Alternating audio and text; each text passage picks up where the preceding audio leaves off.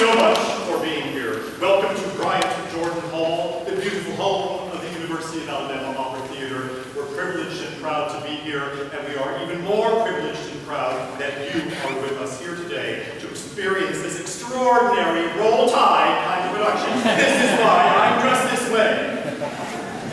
You're going to have a great deal of fun today. We hope you laugh. Maybe you'll even cry. Maybe you'll cheer, all of which are possibilities. But before any laughing or cheering or crying, double check that cell phone for me, please, and make sure it's all the way in lock position.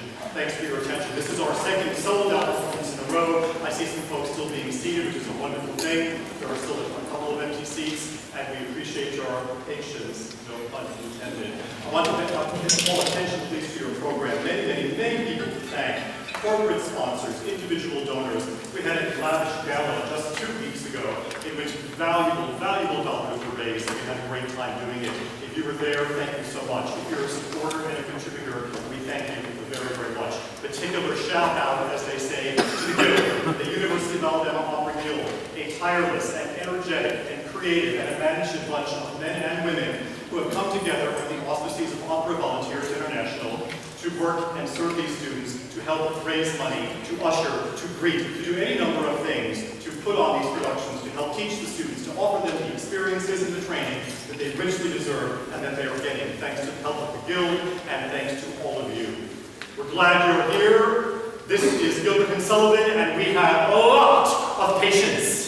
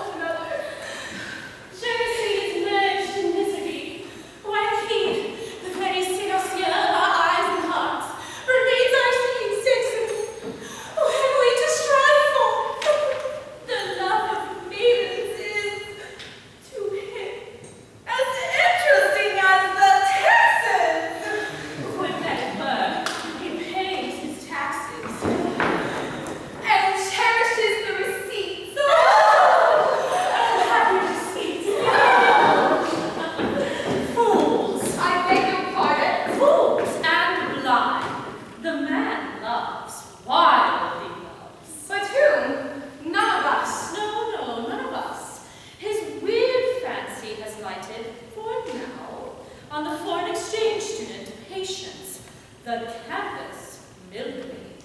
It was the last available work-study job. Foreign exchange student, where's she from? Taiwan. We have a campus milkmaid. I don't see any cows. Well, that depends on who you ask. But in any event, this is Gilbert and Sullivan. Best not to overthink it. Our patience, we can't be. Bah! But yesterday I caught him in her dairy eating fresh butter with a tablespoon. Today he is not one. But Patience boasts that she has never loved. That love to her is a sacred book. Oh, you can't be serious. 'Tis but a passing fancy. 'Twill quickly wear away. Oh, Reginald, if you but knew what a wealth of golden love is waiting for you, stored up in this rugged old bosom of mine, the milkmaid's triumph would be short indeed.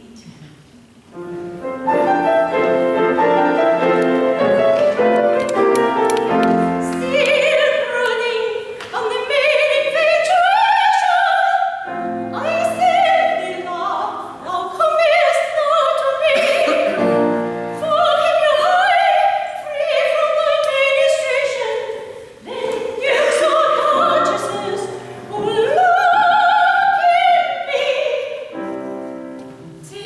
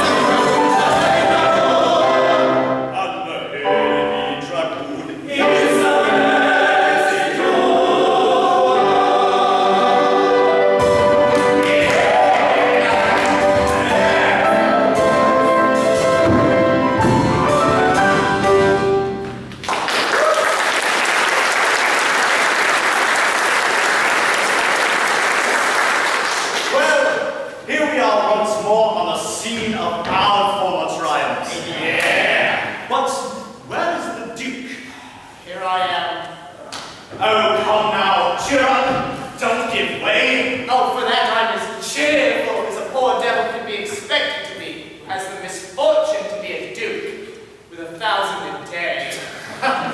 Most men would envy you. Envy me? Tell me, Major, are you fond of football? Very. We are all fond of football. We are! Yes, and football in moderation is a capital thing, but to live on football. Football for breakfast, football for lunch, football for dinner. I suppose that you care for nothing but football, and would consider yourself insulted if anything but football were offered to you. Tell me, how would you like that? I can quite believe that under those circumstances, even football would become monotonous. For football, real flattery, adulation, abject deference carried to such feverish game day pitch. Oh, great heavens! What is there to adulate in me? Am I particularly intelligent? Or remarkably studious? Or excruciatingly witty? Or unusually accomplished? Or exceptionally virtuous? You are about as commonplace a young man as I ever saw. You are! Yes, that's it. That's it exactly. That describes me to a T. Oh, thank you all very much. Well, I couldn't stand it any longer, so I joined this second-class fraternity. Here thought I shall be occasionally snubbed, perhaps even hazed. The thought was rapture, and here I am. Yes, and here are the ladies. But who is that poetic-looking gentleman? I don't know. He seems popular. He does seem popular.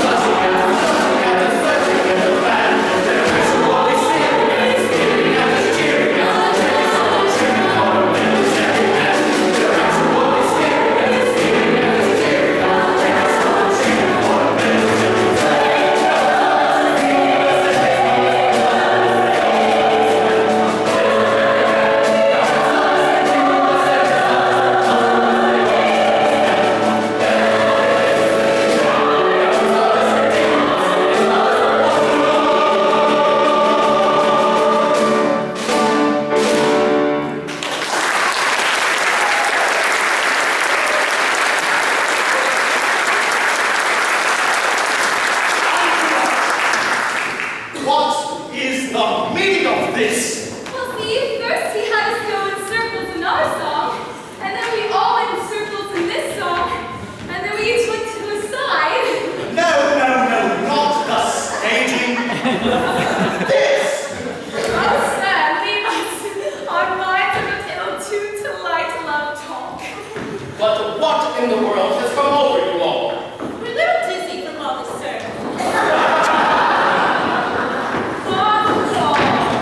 He has come over us.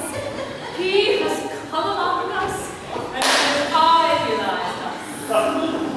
Has he succeeded in idealizing you? He has. Good old one, Zoe. Oh, my eyes are open. I droop despairingly. I am soulfully intense. I live and I cling.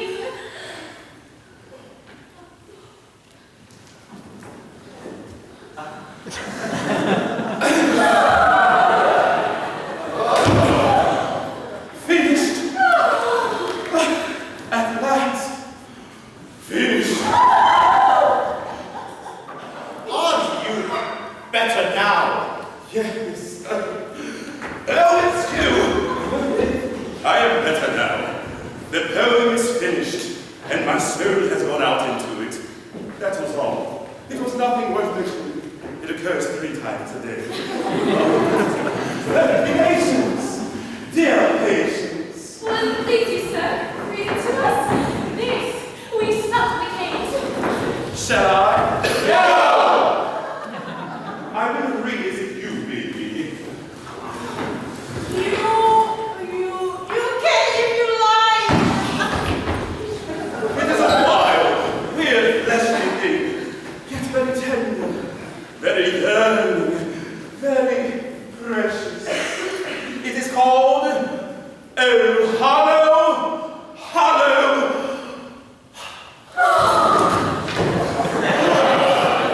Is it a hunting song? A hunting song? No, it is not a hunting song. It is the wail of the poet's heart on discovering that everything is commonplace. To understand it, cling passionately to one another and think of faint living.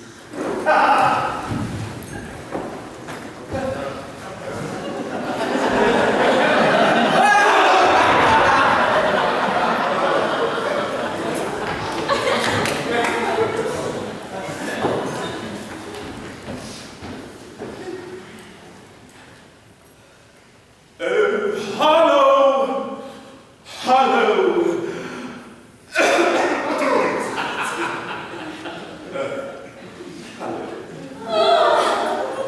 What time the poet hath hymned, the rhyming maid live lived, bring on amaranth last.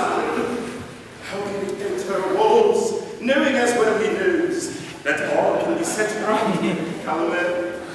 When from the poet's blend, the amorous colosseum yearns for the album, faint with rapturous thrills.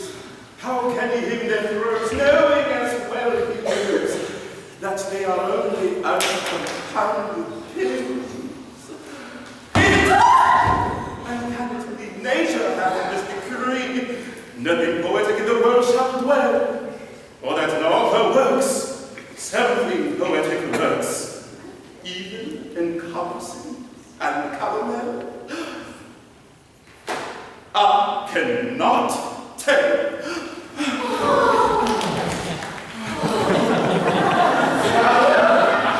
How purely fragrant. How endlessly precious.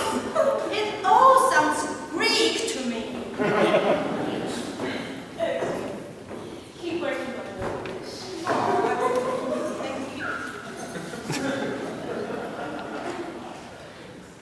This is all very well, but you seem to forget the fact that you are engaged to us. Oh, simply cannot be. You are not old red. How sweet. Ladies, I have found the cat.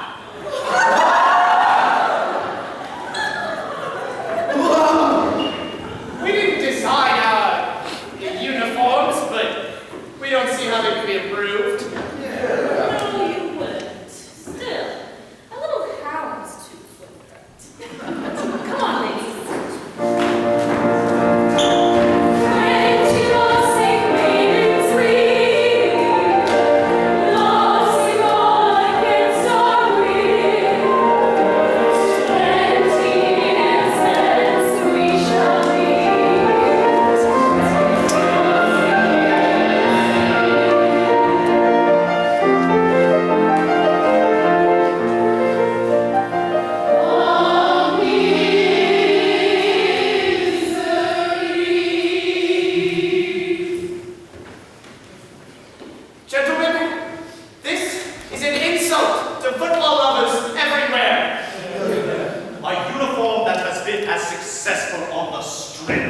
it has been on Old rail.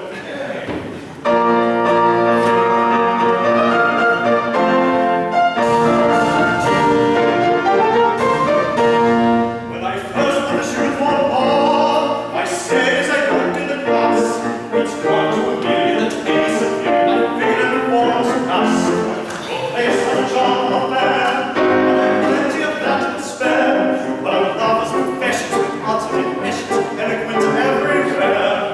All fact that I come to the ball, where the shoe for ball. I said, Lord, what sense we could ever have come to the ball, but same thing occurred to me when I first put the shoe on. I said when I first went to door, it's plain to the various dudes that every good heat is going to run at once. They'll see that I'm pretty old lace, with a uniform pattern and checks, but the hair and tactics of all their aesthetics are very much more to the taste. Yet I never come to the ball where I first put the shoe on. I said, Lord, what sense we could ever have come to the ball. I didn't anticipate that when I first put the shoe on.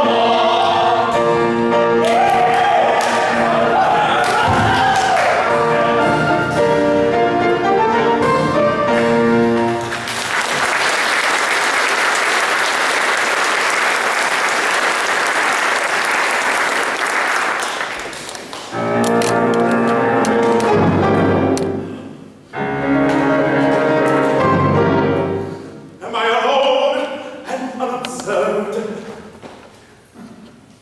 I am.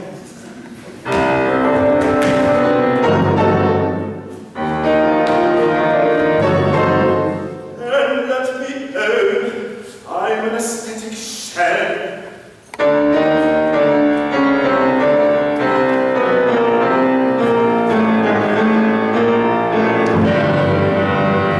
This curse of yours is not a mirror, and this city style is not a wine of wine. This costly taste is not good taste, misplaced.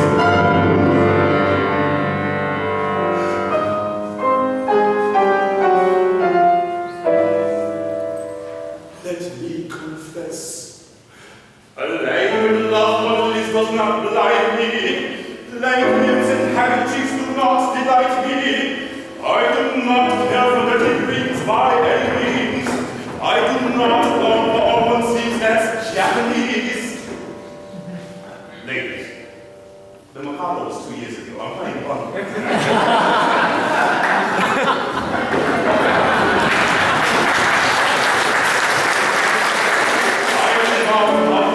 Attitudes and stained glass attitudes.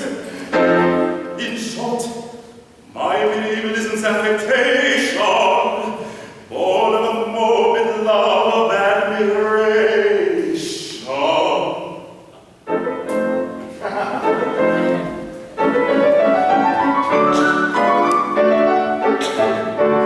If you're anxious not to shine in the highest mental line, there's a man of culture rare who must get upon the germs of the transcendental turns, the glance them everywhere.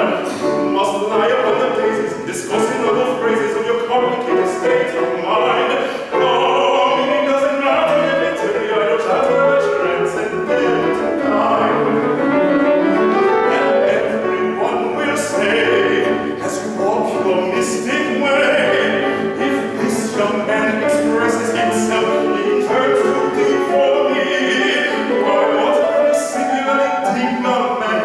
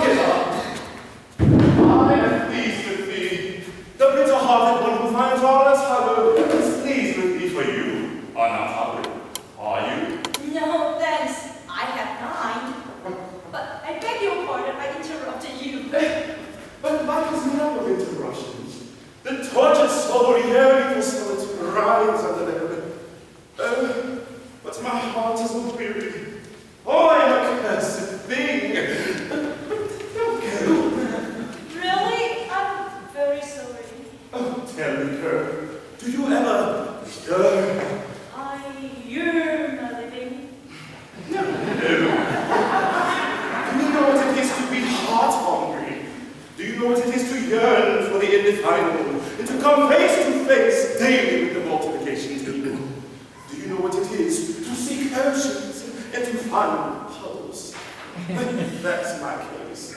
Oh, I am a cursed thing. I said no. Really? I'm sorry, I don't understand you. You've frightened me. It's only poetry. If that's poetry, I don't like poetry. Don't you? Can you trust her? Patience! You don't like poetry. But between you and me, I don't like poetry either. It's hollow, it's unsubstantial, unsatisfactory. I mean, what's the use of your longing for these bills when you know you can't get them? And you don't let them out on building leases if you have them. Sir? Patience! I have long loved you. Let me tell you a secret. I am not as fraternal as I look. If you like, I will grow my hair. The casual spectator may not understand all the things that I am saying, but you have never seen me frolicsome. But be a good girl. A very good girl. And one day you shall. If you are fond of touching no jocularity, this is the shop for it. Sir, I was but plainly in the middle of love. I couldn't possibly love you. I only loved my great aunt. But I'm quite certain that under any circumstance, I couldn't possibly love you. Is it the sweat? Very good. Life is henceforth blank. I do not care what becomes of me. I only ask that you do not abuse my confidence. Though you despise me, I am extremely popular with the other young ladies. I only ask you, leave me, never renew the subject. Certainly. Broken hearted and desolate I go.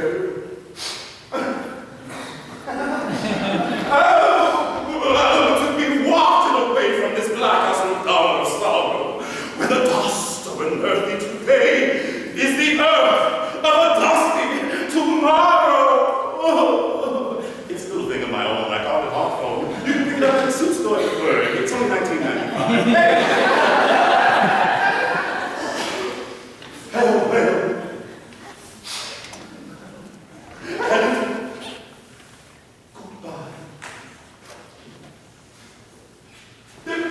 Don't try to stop me.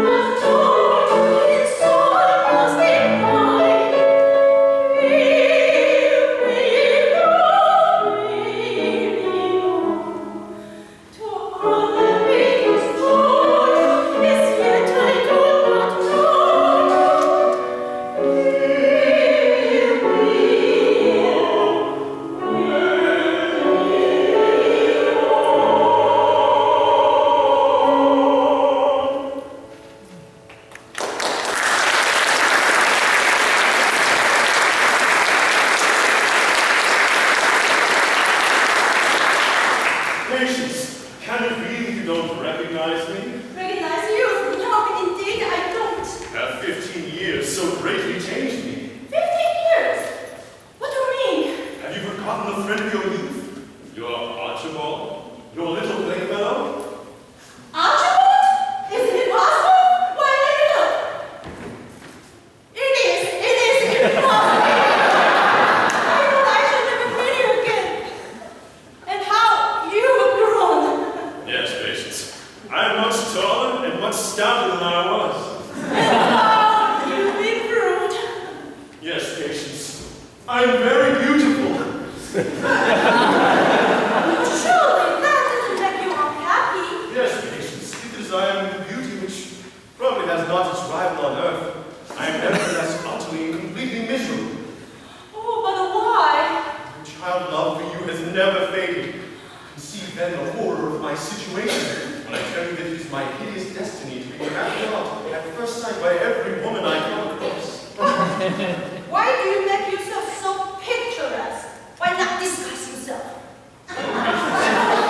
That may not be. These gifts, irksome as they are, were given to me for the enjoyment and delectation of my fellow creatures. I trust in beauty, and it is my duty to see that the conditions of my trust are faithfully discharged. And you two are a poet? Yes, I am the apostle of simplicity. I am called Archibald, the all right, but I am infallible. And is it possible that you could love such a girl as I? Yes, Patience, is it not strange? I've loved you for a full 15 years. Oh, marvelous! I have even been back the voice of love. I seem now to know what love is. It has been revealed to me. It is Archibald grown. Yes, Patience, it is. We will never part. We will live and die together. I swear it. We both swear it.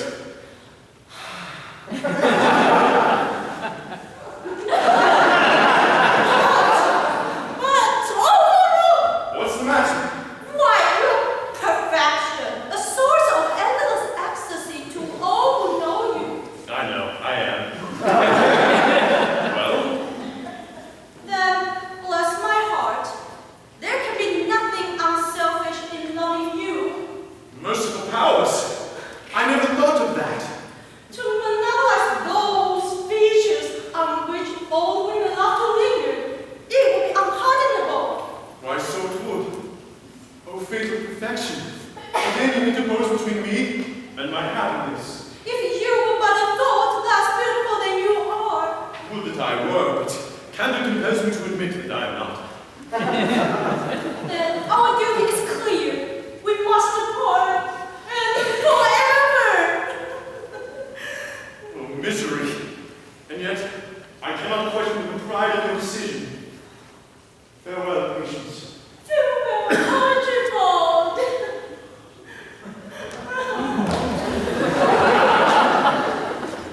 But stay!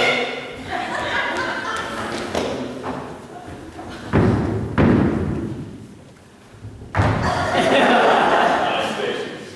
Although I may not love you for your perfection, there's nothing to prevent you loving me unplanned, homely, unattractive. Why, that's true. The love of such a man as you for such a girl as I must be unselfish. Unselfishness itself. What very good, what very selfish me. Hey, time to go, will obey me. You'll be all the same, continue loving me. Hey, will obey me all. All the year we know.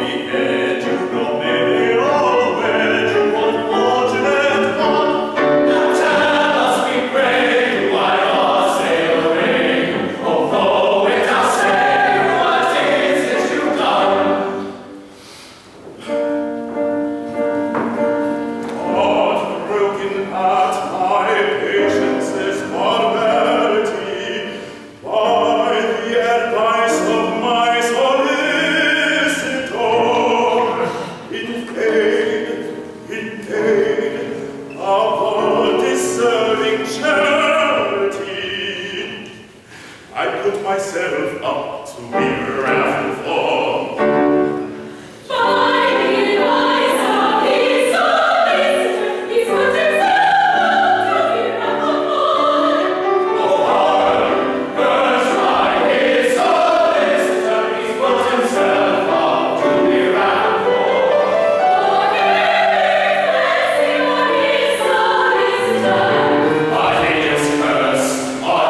Solicitor.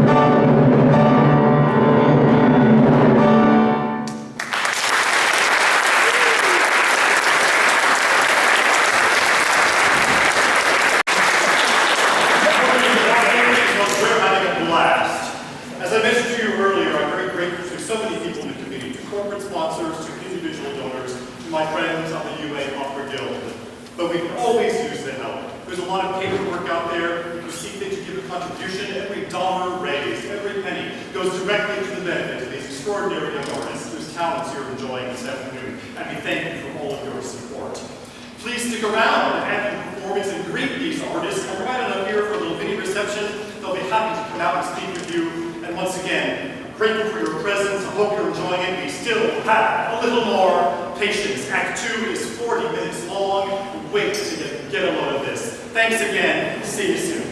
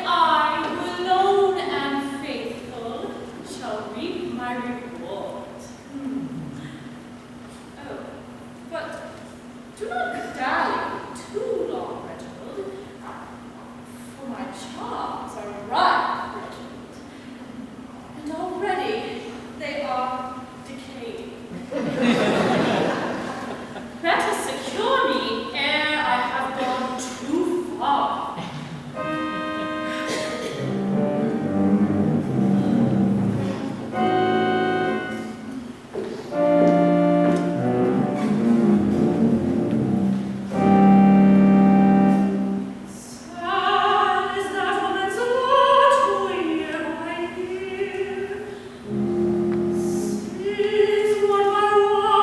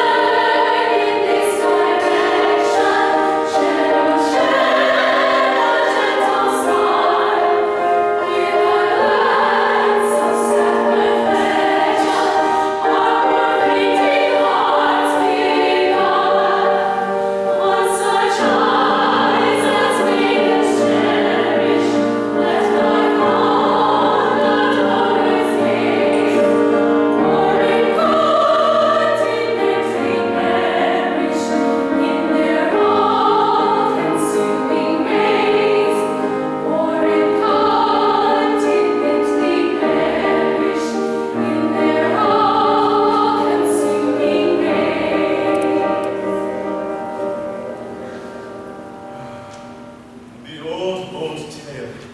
How rapturously these maidens loved me, and how hopelessly. Oh, patience, patience, with love of thee in my heart.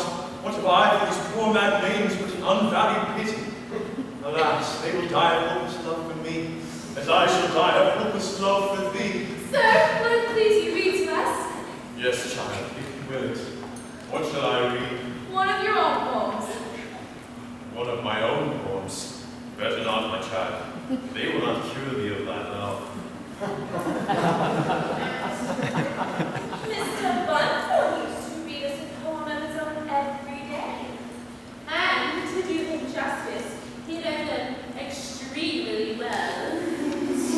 Oh, did he so? Well, who am I that I should take upon myself to withhold my gifts from you? What am I but a trustee? Yes, a pure and simple thing. A very daisy. A babe might understand it. To appreciate it is not necessary to think of anything at all. Then let us think of nothing at all.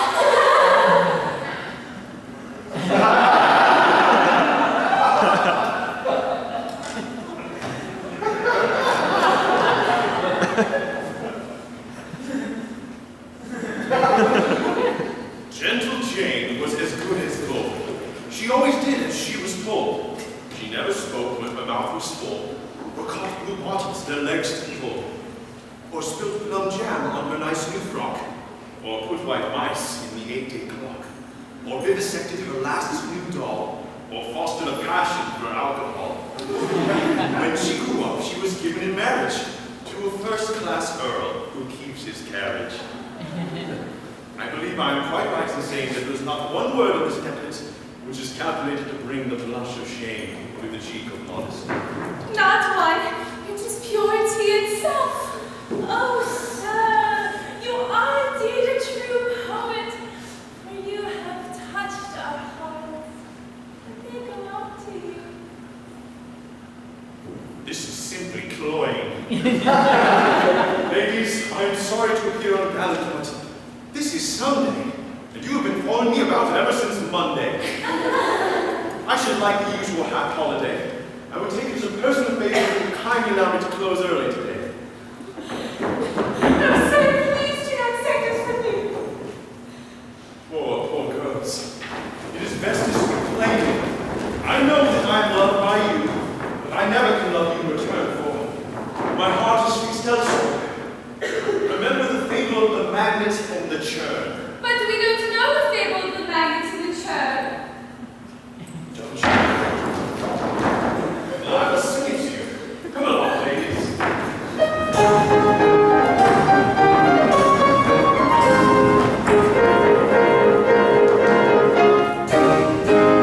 A magnet on the hardware shop, and all around was a loving crop of scissors and needles, nails and lights, offering love for all their lives. But for iron a magnet felt no bin. Though he charmed it, iron charmed not him.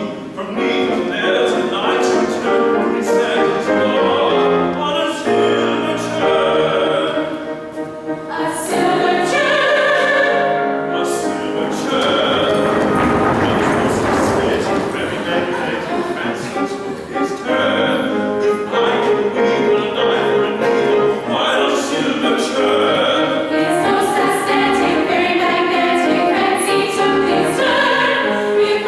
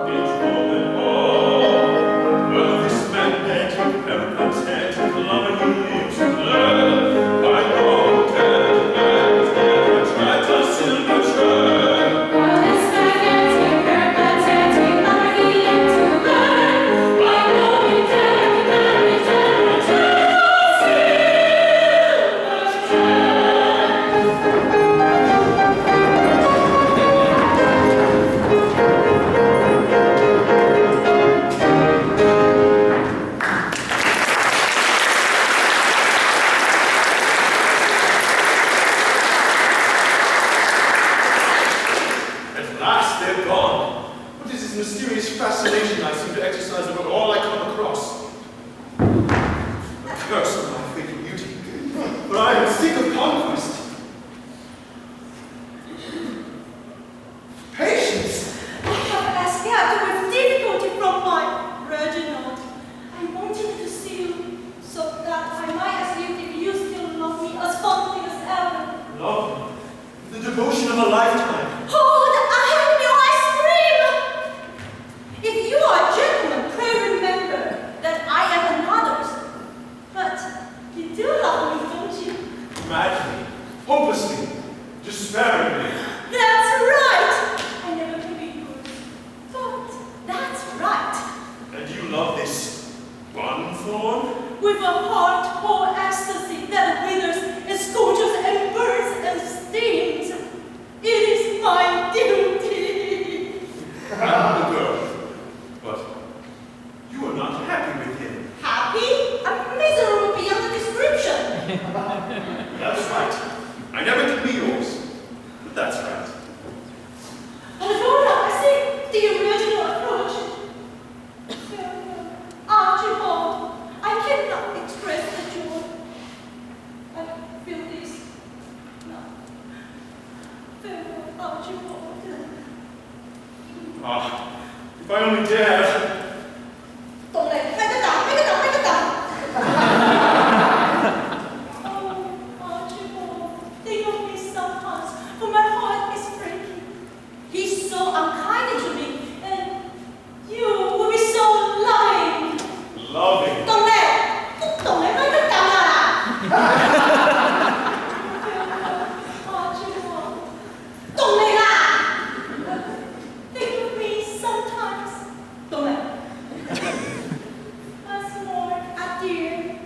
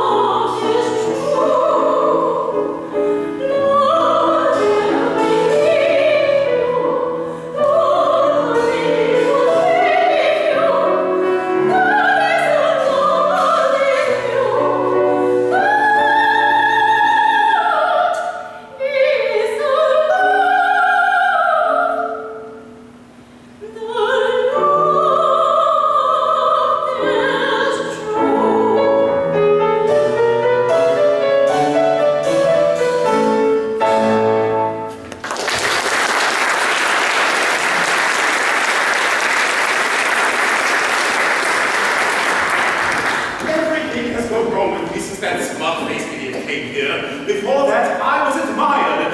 I may say, loved. Oh, too mild. Adored. Do let a poet soliloquize. The sorority girls used to follow me wherever I went. Now they all follow him. Not all. I am still faithful to you. Yes, and a pretty sorority alum you are. No, not pretty. Delightfully foxy. No, cheer up. I will never leave you, I swear it. Thank you, Jay. I know what it is. It's his confounded mindedness. They all find me too highly spiced. May I say so myself, I am highly spiced. Not for my taste. No, but I am prepared. But I will show the world at large that I too can be as mild as he. If it's insipidity they want, they shall have it. I'll meet this fellow on his own ground, and I'll beat him on it. You shall, and I will help you. You will? Jane, there's a good deal of good in you after all. Shall we dance?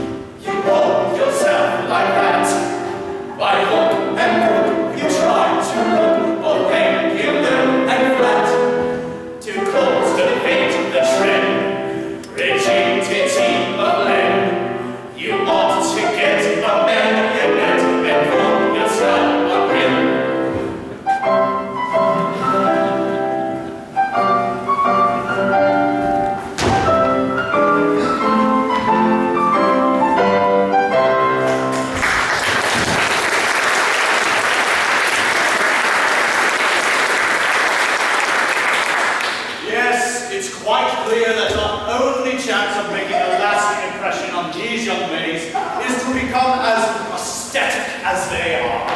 No doubt. The only question is how far we've succeeded in doing so. I don't know why, but I don't think this is quite right. I don't like it.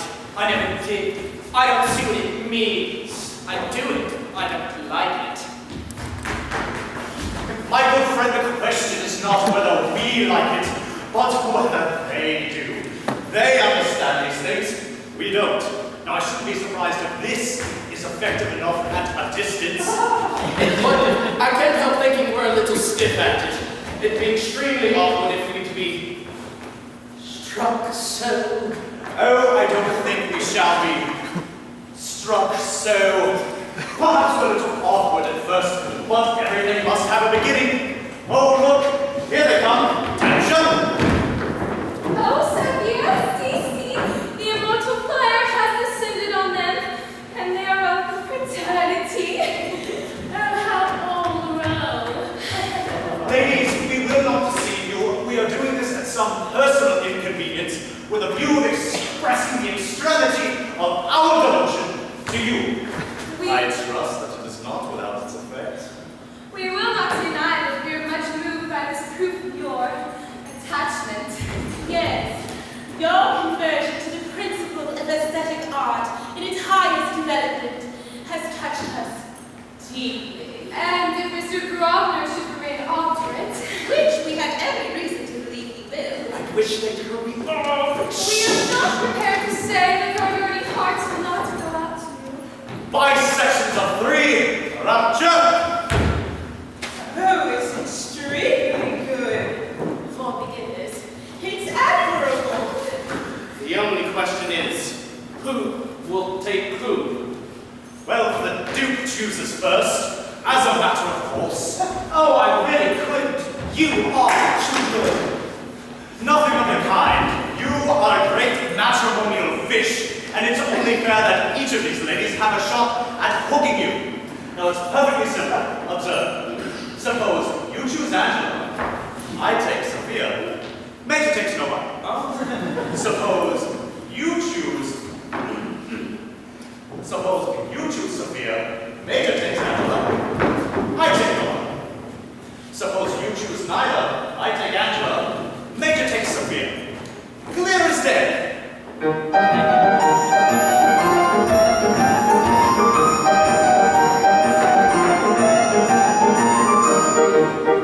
If Sophia I choose to marry, I shall be fixed up for life. Then the cloudy, not very Angela, maybe is mine. In the case of wrestle and the jingle, I shall live and die. I shall have to be contented with the heart and sympathy. Have to be contented with the heart and sympathy. In that case of precedent and single, I shall live and die. I shall have to be contented with the heart and sympathy. I shall have to be contented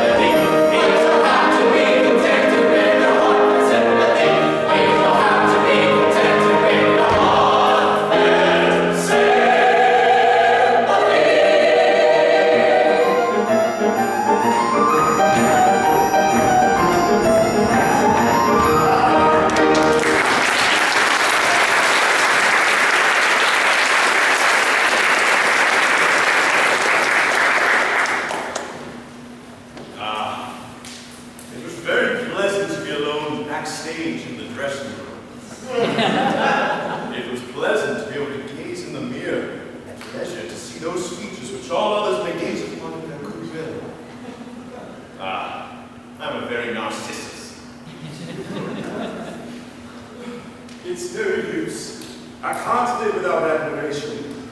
Since Gilbert came here, insipidity has been at a premium. Ah, he is here. Ah, Gunvor, come here. Gunvor, what is amiss? Since you came here, you have entirely monopolized the attention of the young ladies, and I didn't like it, sir. My dear sir, how can I help it? They are the plague of my life. My dear Mr. Bonbon, with your personal disadvantages, you can have no idea the inconvenience of being madly loved at first sight by every woman you meet. Sir, until you came here, I was adored. Exactly. Until I came here. That's my grievance. I cut everybody out. I assure you, if you could only suggest some means whereby consistently with my duty to society, I could escape these inconvenient attentions, you would earn my everlasting gratitude.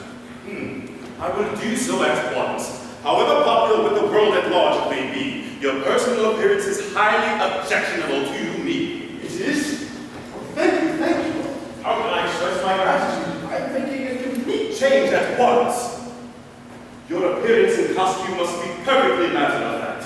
You must bury your hair, and in conversation you must be henceforth commonplace. No, pardon me.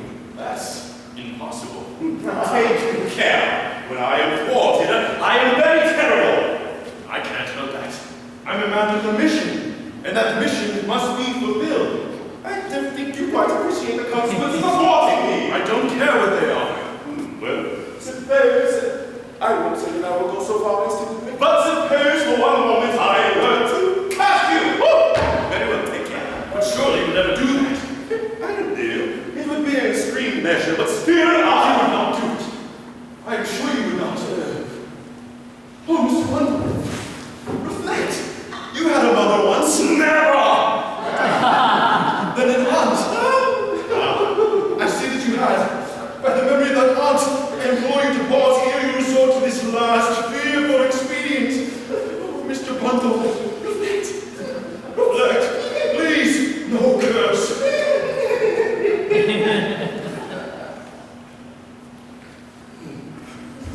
I must not allow myself to be unmanned.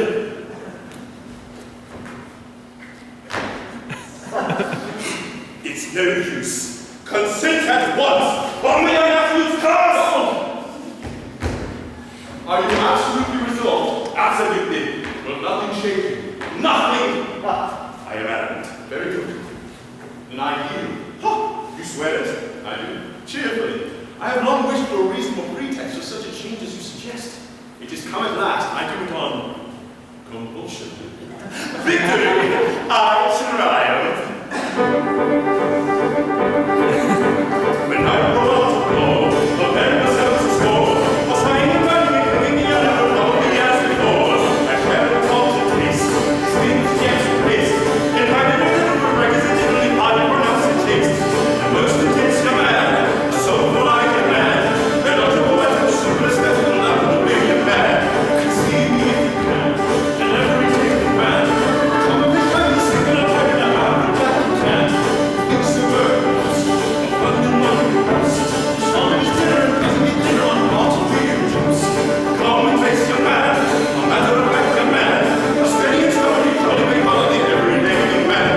The Japanese man, a blue and white man. Not just an everybody, many activities, they buy a man. Just a naked man, son's a cultured man. A very delightful Irish man, really muscle man. A pattern young man, a haggard late young man. A lady gathering, rubbing together, footing the parade young man.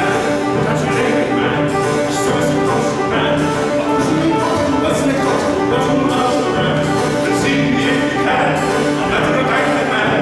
And all the rest of the songs that go out of the way of man. And see me if you can, a matter of fact man. And all the rest of the songs that go out of the way of man.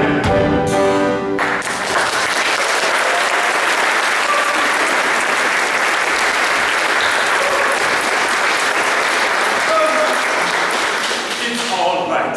I have committed my last act of ill nature, and henceforth I am a changed character. Hey, dancing? And what is the matter with you? Lady, Hitherto I've been moody, gloomy, fitful, uncertain in temper, and selfish in disposition. You have indeed. But all that has changed. I have reformed. I have modeled myself upon Mr. Grosvenor. My conversation will blend amusement with instruction. I shall still be aesthetic, but my aestheticism will blend amusement with instruction, and it will be of the immense possible kind. Oh, Reginald, is all of this true? Quite true. Observe how amiable I am. But, Reginald, how long will these last? With occasional intervals for rest and refreshment, as long as I do. Oh, Reginald, I am so happy. Oh, dear Reginald. I cannot express the joy I feel at this change. It will no longer be a duty to love you, but a pleasure, a rapture, and an ecstasy. Oh, my darling. Oh. What? Yes. Oh, What's the matter? it is quite certain that you have absolutely reformed, that you are henceforth perfectly, utterly free from defect of any kind. It is quite true. I have sworn it. Then I never give you yours. But why not? Love, to be pure, must be absolutely unselfish. There can be nothing unselfish in loving so perfect a being as you have now become. But stop a bit. I don't want to change. I'll relax. I'll be as I was. Interrupt.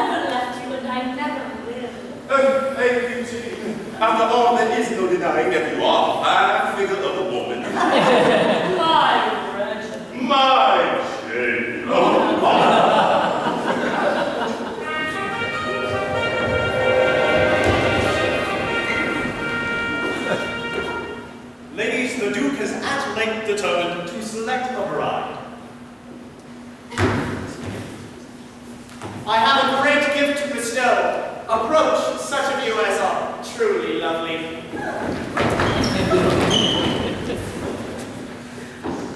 In personal appearance, you have all that is necessary to make a man happy. In common fairness, I think I ought to choose the only one among you who has the misfortune to be distinctly plain. Jane?